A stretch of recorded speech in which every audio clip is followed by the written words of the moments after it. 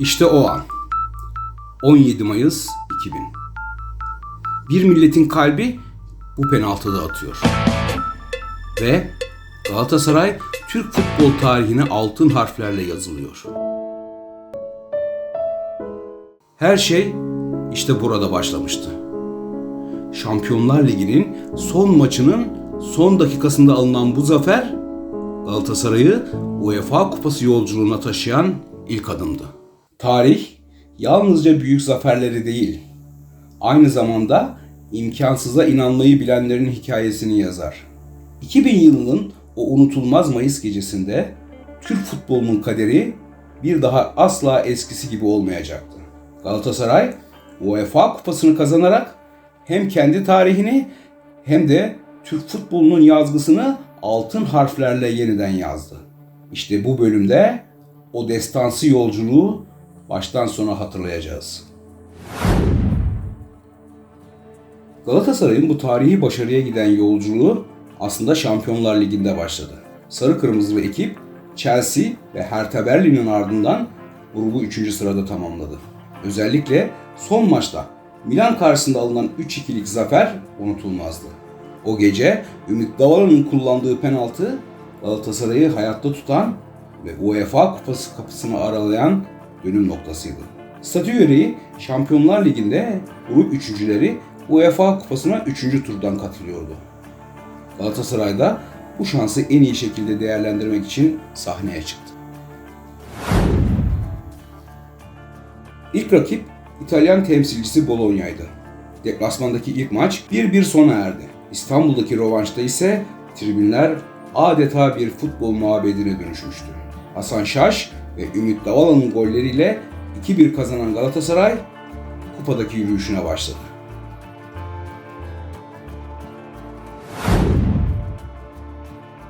Bir sonraki rakip Almanya'nın devlerinden Borussia Dortmund'tu. Deplasmanda oynanan ilk maçta gurbetçi taraftarlarının olağanüstü desteğiyle sahaya çıkan Galatasaray 2-0'lık büyük bir zafer elde etti. Bu sonuçla İstanbul'daki rövanş için eli oldukça rahattı. 0-0 biten bu rövanş maçıyla Galatasaray çeyrek finale adını yazdı. Rakip bu kez İspanya'dan Mallorca'ydı. Deplasmandaki ilk maçta adeta bir futbol resitali vardı. Sarı Kırmızılar 4-1 kazanarak turu büyük ölçüde garantiledi. Bu maçtaki son gol bugün takımın teknik direktörü olan Okan Buruk'tan geldi. İstanbul'daki rövanşta da 2-1'lik galibiyetle nokta koyan Galatasaray tarihinde ikinci kez Avrupa'da yarı finale yükseldi. Yarı finalde Galatasaray'ın karşısına İngiltere'nin köklü kulüplerinden Leeds United çıktı. Ancak futbol saha içinde olduğu kadar saha dışında da tansiyonluydu. İstanbul'daki ilk maç öncesi İngiliz holiganlar büyük olaylar çıkardı ve Galatasaraylı taraftarlara saldırdı. Yaşanan kargaşa maalesef iki İngiliz taraftarın hayatını kaybetmesiyle sonuçlandı. Sahada ise bambaşka bir hikaye vardı.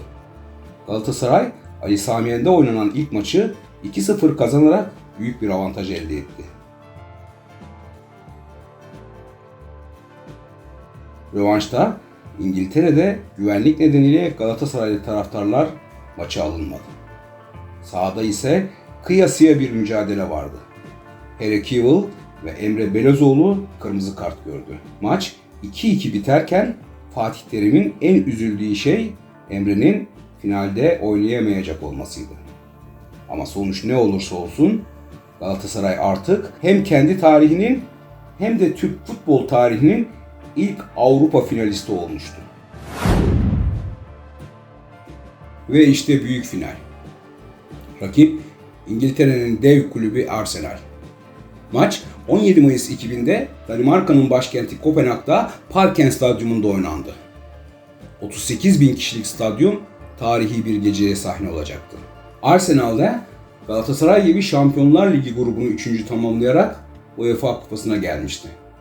Nantes, Deportivo La Coruña, Werder Bremen ve Lens'i eleyerek finale ulaşmışlardı. Kadrolarında ise dönemin yıldızları vardı. Kalede David Seaman, savunmada Tony Adams, orta sahada Marc Overmars, Emmanuel Petit, Patrick Vieira, hücumda Dennis Bergkamp, Thierry Henry ve Davor Şüker. Teknik direktörleri ise Galatasaraylıların Monaco günlerinden tanıdığı Arsene Wenger. Maç öncesi Kopenhag sokaklarında tansiyon yüksekti. Tivoli meydanında İngiliz taraftarların Galatasaraylılara saldırmasıyla büyük olaylar yaşandı. Ancak saha içinde futbol tarihine geçecek bir destan yazılacaktı. Maçın hakem kadrosu İspanya'dan atanmıştı. Orta hakem Antonio López Nieto, yardımcıları Fernando Gracia ve Victoriano Carrasco. Dördüncü hakem ise Arturo Ibanez'di. Bu ekip tarihe geçen karşılaşmayı yönetmek üzere sahadaydı. Maç tam 185 ülkede yayınlandı ve yaklaşık 500 milyon kişi ekran başına geçti. Sahada yaşanan unutulmaz anlar Türk futbol tarihinin altın sayfalarına kazındı. Usta futbolcu Hacı uzatma dakikalarında yaşadığı gerginlik sonucu kırmızı kart görerek oyundan atıldı. Bu an hem büyük bir hayal kırıklığı hem de takımı için ekstra bir motivasyon kaynağı oldu. Thierry Henry 6 pasın içinde kafayı vurdu. Stadyumun nefesini kestiği anda Brezilyalı efsane Tafarel adeta bir panter gibi havalanarak topu çıkardı. Bu kurtarış yalnızca bir refleks değil, adeta Galatasaray'ın kaderine yazılmış bir mucizeydi.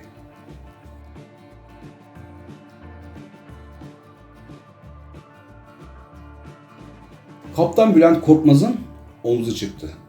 Normalde oyunu bırakması beklenirdi. Ama o sahanın kenarına dahi bakmadan koluna yapılan sargıyla oyuna devam etti. Omzu yerinden çıkmış bir halde takımını yalnız bırakmadı.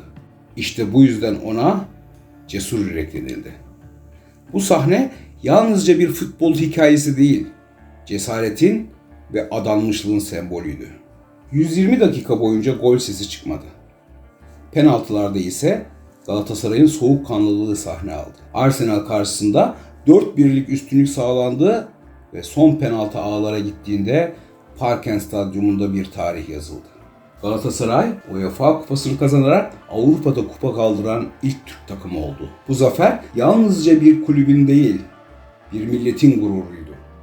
Avrupa artık Türk futboluna başka gözle bakıyordu. Sarı kırmızılı taraftarların sevinç gözyaşları Türkiye'nin dört bir yanında yankılandı. O gece milyonlarca insan tek yürek oldu. Ve işte gerçekleri tarih yazar. 2000 yılının o büyülü gecesinde Galatasaray Türk futbolunun kaderini değiştirdi. Eğer bu destanı beğendiyseniz yorumlarınızı bırakmayı ve kanalımıza abone olmayı unutmayın. Çünkü serimizin bir sonraki bölümünde Galatasaray'ın UEFA Kupası'nın ardından Real Madrid'i yenerek kazandığı Süper Kupa zaferini konuşacağız. Bir sonraki videolarımızda görüşmek üzere.